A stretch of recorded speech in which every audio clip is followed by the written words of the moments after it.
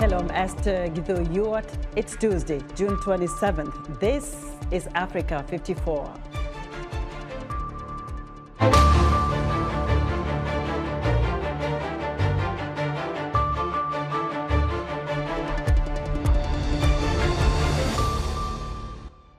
Sierra Leone's incumbent President Julius Maada Bio leads in vote count in a presidential election that has been marred by claims of a lack of transparency and violence. The United Nations sounds an alarm in Sudan's Western Darfur region as conflict and unrest spark sexual violence against women. And Nigeria's National Drug Law Enforcement Agency holds an awareness walk to enlighten people on the dangers of drug abuse. All this and much more coming up on today's Africa 54.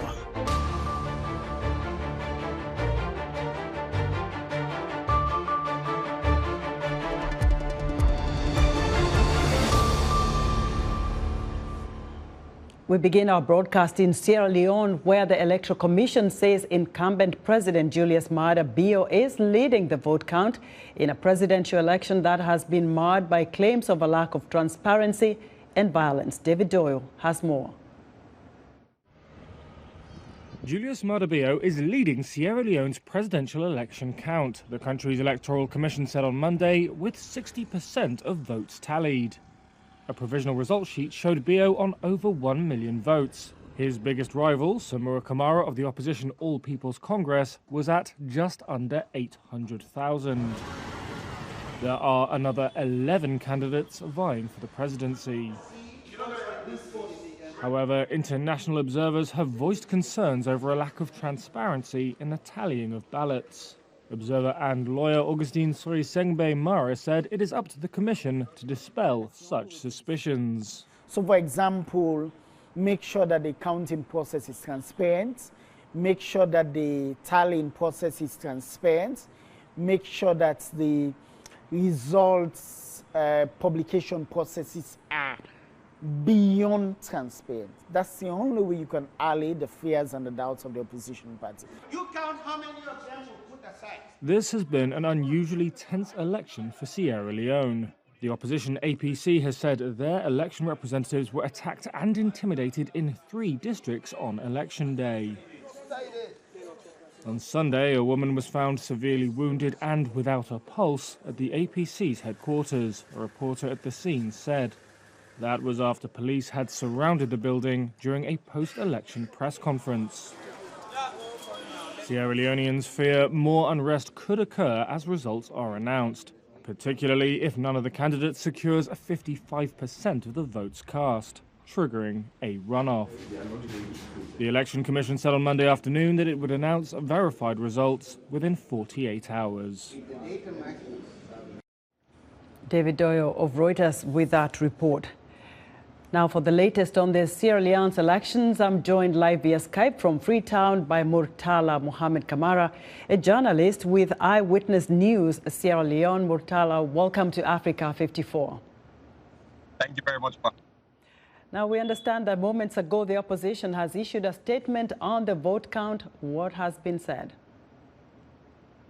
In the last few minutes, the Chief Electoral Commissioner has just announced the result, putting incumbent President Julius Maada Bio the winner for this particular election.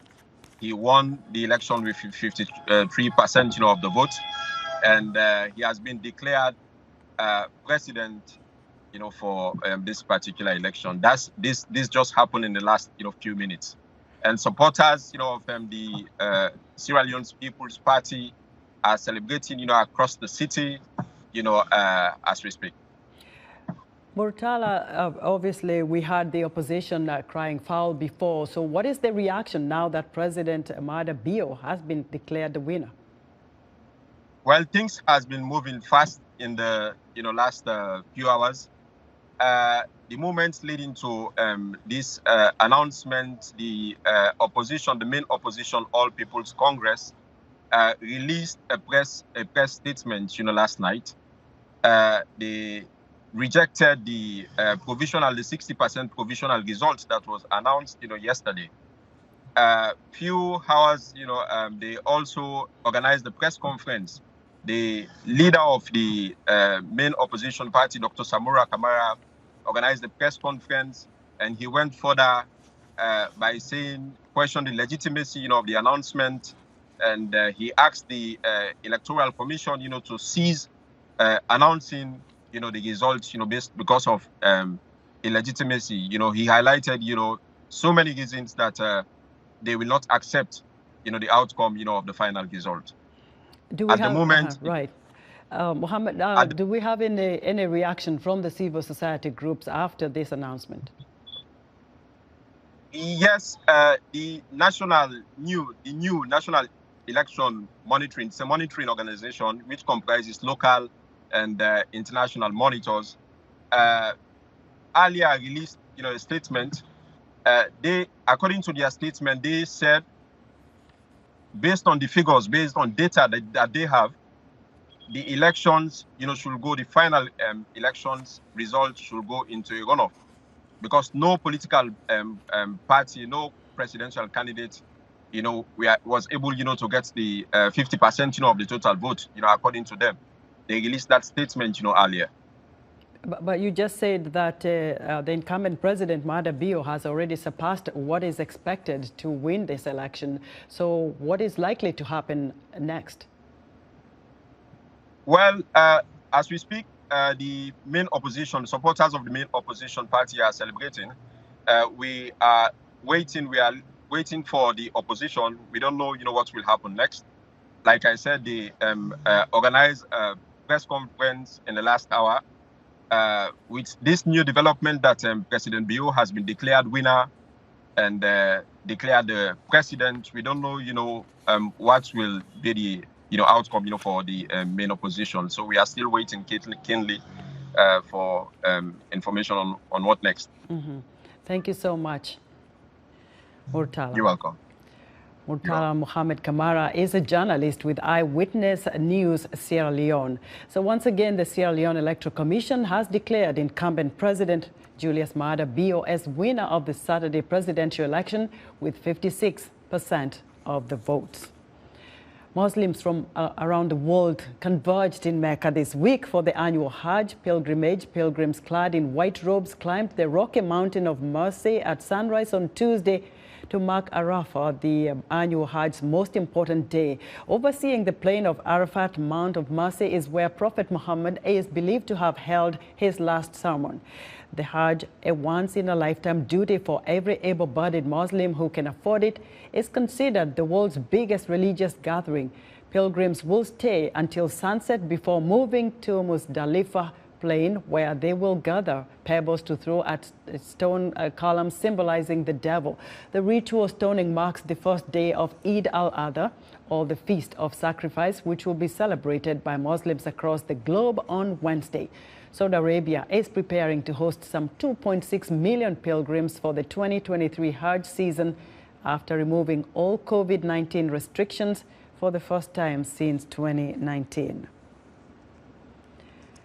In a recording released Monday, Sudan's leader, General Mohamed Hamdan Dagalo, declared his forces would observe a ceasefire for Tuesday and Wednesday, the eve of Eid al-Adha and the first day in the three-day Muslim festival. Meanwhile, the UN Refugee Agency warned on Tuesday that an earlier projection that the conflict in Sudan would prompt 1 million people to flee across its borders is likely to be surpassed.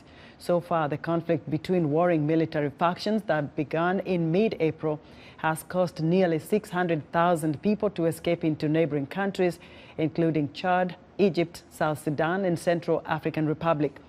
Responding to a question from journalists about UNHCR's estimate for the coming 6 months, Assistant High Commissioner for Operations Raouf Mazu said looking at the trends and the situation in Darfur, it was likely the number will surpass 1 million.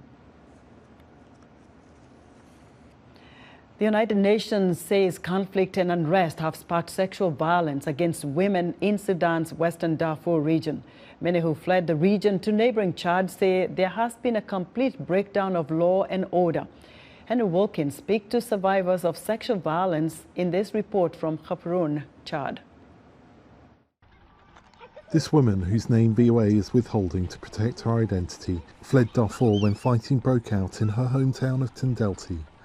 She says men from the Janjaweed, an armed group of mostly Arab origin who victimised black Sudanese, entered her home where she and her sister were sheltering from fighting. She says the men raped her and her sister. Muna Malik is a gender equality activist from Darfur. She has been recording cases of rape in the region of Sudan since Sudan's civil war began on April 15th, triggering widespread intercommunal violence. The war involves two rival generals locked in a power struggle.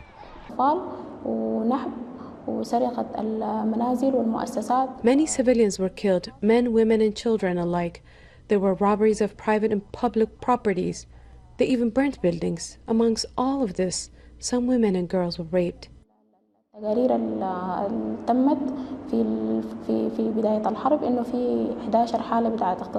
Malik says she has recorded 11 cases herself, but this is likely just the start. The UN has said it is gravely concerned about reports of sexual violence, including rape, against women during the Sudan conflict. Because most investigators and journalists have been unable to access Sudan since the conflict started, it's difficult to know the extent of the crimes. This is important because the UN differentiates between isolated cases of rape during wartime, which is punished in a domestic criminal context, and widespread systemic rape, which is considered a war crime under international law. This could mean leaders of any side that is engaged in systemic rape could be held accountable. Asked if there is evidence of systemic rape in Sudan, a UN official told VOA, "So the verification of these cases, which is ongoing by the United Nations, will help to establish the patterns that exist. There's certainly the pattern of the cases being widespread, of them happening around the different conflict areas, be that in Khartoum or in Darfur." Although health workers in Sudan have already cited cases of rape, and women caught up in the fighting have expressed fear on social media, a lack of social services for survivors and the stigma around coming forward could mean many cases are not being reported. The UN Population Fund's Deputy Representative for Chad, Elsie Kakan, said she recently met around 10 girls at a refugee site on the Chadian border. The adolescent girls pregnant in this group of newly arrived people. All of them are around 15 and 17. That was the average age I have. I wanted to understand if they were with their husband, but none of them could show me a husband, which means these girls were victims of something we may not identify for now, because people here will not easily come out. They went rape. The survivor, interviewed by VOA, says her sister is now pregnant as a result of rape. Henry Wilkins for VOA News, Khartoum, Chad. Somali refugees are heading to the Dadaab refugee camps in Kenya in hopes of securing relocation to the United States and other Western countries. The rush follows the creation of a program that allows Americans to sponsor refugees arriving through the U.S. Refugee Admissions Program. Juma Majanga reports from the Dadaab camps. It's a beehive of activity at the Dadaab refugee camps in northeastern Kenya as the newly arrived register for refugee IDs. Since late last year, the camps have seen more refugees from the neighboring Somalia who are escaping drought and hunger. The numbers currently are 135,000 profiled and undergoing registration in Dadaab, with an influx of about 2,000 per day. 2,000 per day, and it's high. That's a high number. Early this year, the U.S. government launched the Welcome Corps, a private sponsorship program that allows Americans to assist refugees arriving through the U.S. Refugee Admissions Program and support their resettlement and integration in the United States. At one of the temporary resettlements for newly arrived and registered refugees, Nurtu Hussein is pondering her next move. Having fled food insecurity in Somalia, the mother of 7 says she hopes to resettle in the U.S. I want to go to America so I can find work and provide for my children. My children are malnourished and suffering. Look at this, even this other one. If we go to the US, they will get medical support and other important services they need. I cannot continue keeping them here in these conditions because they may not survive. A few meters away is Abdi Osman's homestead. He says life in Somalia became unbearable after he lost all his livestock to drought. He, his wife, and 9 children moved to the camp to seek help. America is a land of opportunity. I have seen refugees who have been given the opportunity to resettle in the US, improve their lives after they get there.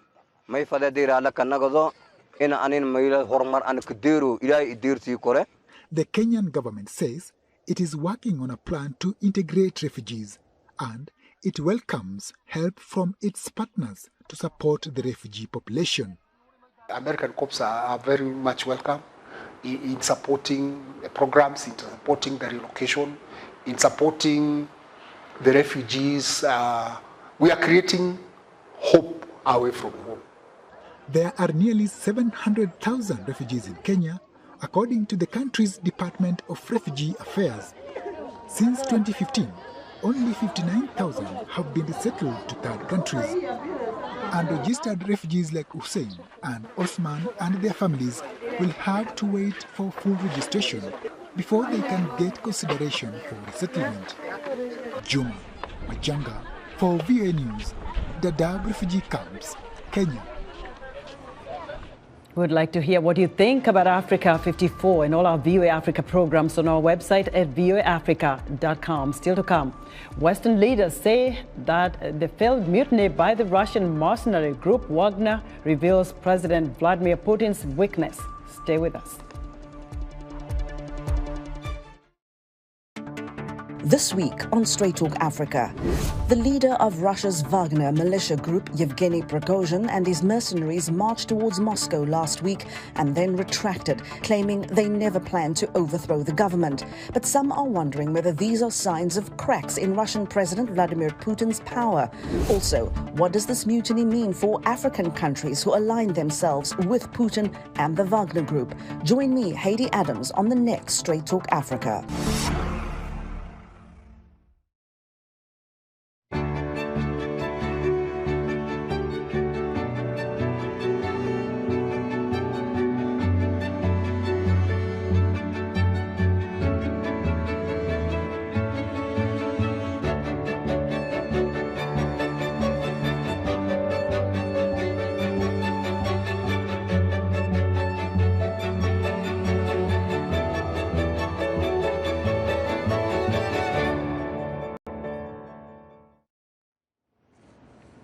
In other African news, the United Nations plans to end its decade-long peacekeeping mission in Mali on June 30th and will withdraw all personnel within 6 months, according to a draft Security Council resolution proposed by France. South African miners have increased their efforts to bring on new solar and wind generation renewables company as they seek to cut costs and emissions and address an electricity crisis that has hit their output and the wider economy. And the World Bank says Nigeria could save up to $5.10 billion this year alone after reforms to its foreign exchange market and the removal of a petrol subsidy, but warned of growing inflation pressures in the short term. Western leaders say that the failed mutiny by the Russian mercenary group Wagner over the weekend reveals the weakness of the country's president, Vladimir Putin. Meanwhile, China has given Putin its backing. Henry Ridgwell reports.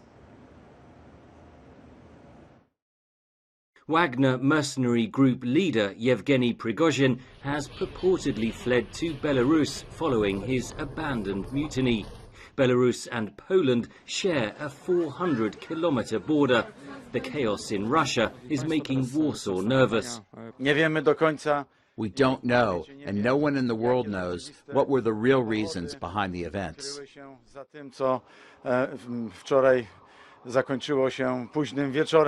European Union Foreign Policy Chief Josep Borrell said the mutiny revealed weakness in the leadership of Russian President Vladimir Putin.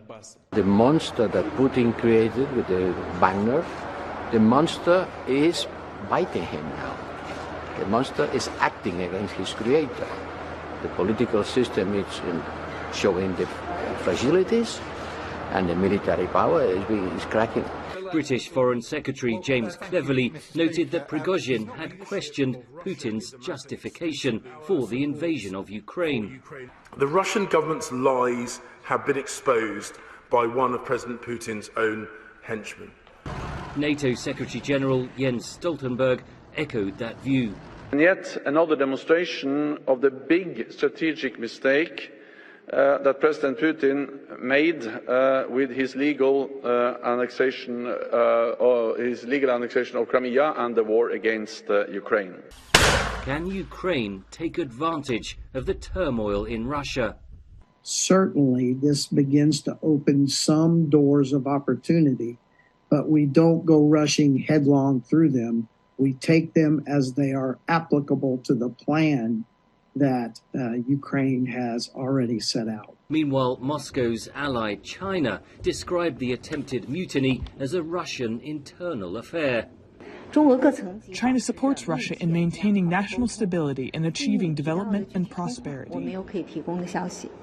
European Union member states agreed Monday to boost a special fund used to finance military aid for Ukraine by $3.8 billion, raising its ceiling to over $13 billion.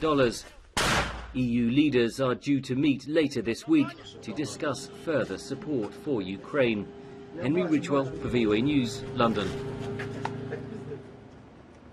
In our health report, the International Day Against Drug Abuse and Illicit Trafficking was commemorated on June 26. As part of activities commemorating the day, the National Drug Law Enforcement Agency in Nigeria held an awareness walk in the city of Jos to sensitize especially the youth on the dangers of drug abuse. The agency's regional commander, Mustafa Yahuza Omar, spoke to VOA reporter Ilyasu Kasim.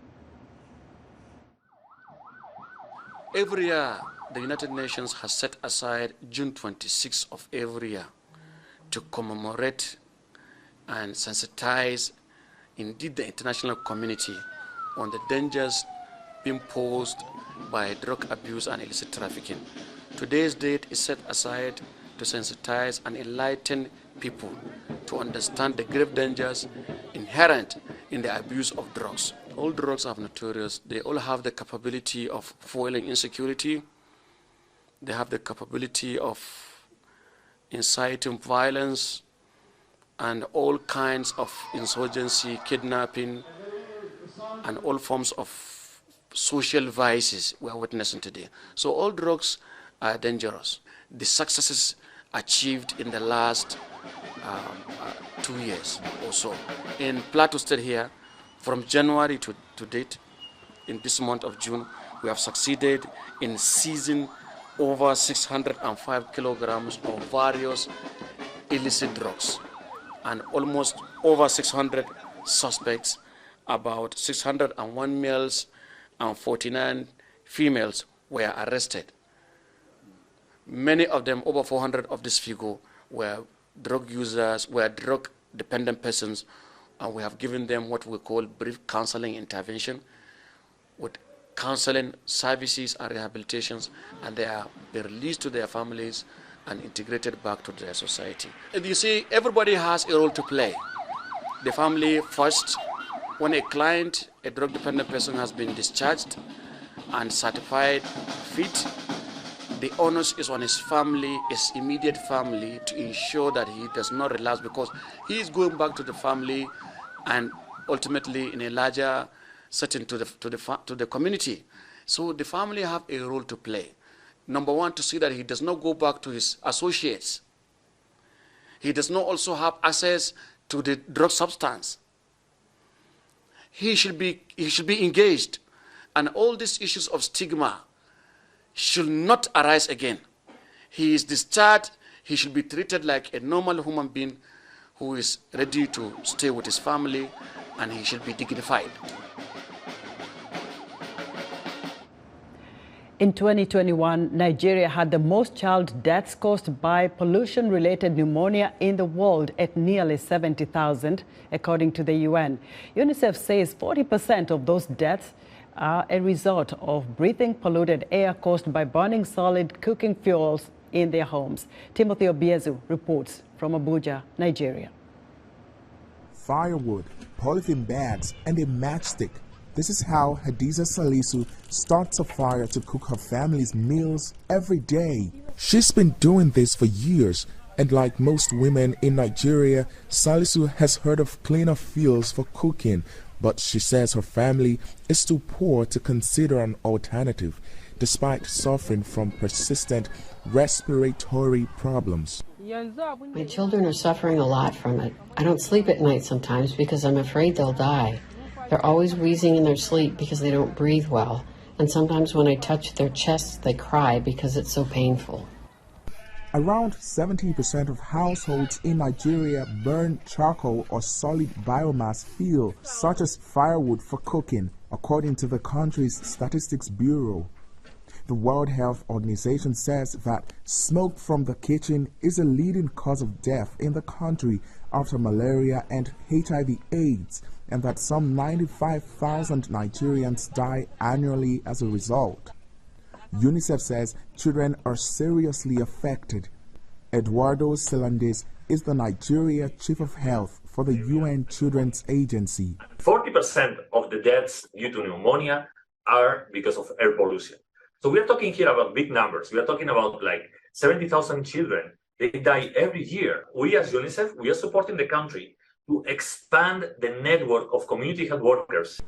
Nigerian authorities also worry about deforestation caused by cutting trees for firewood, saying it can worsen the impact of climate change. In March, authorities launched an initiative to distribute up to 1 million clean cook stoves to poor citizens. But UNICEF's Celandes says authorities need to initiate and implement policies that can address the problem in a broader manner. We are working at two levels.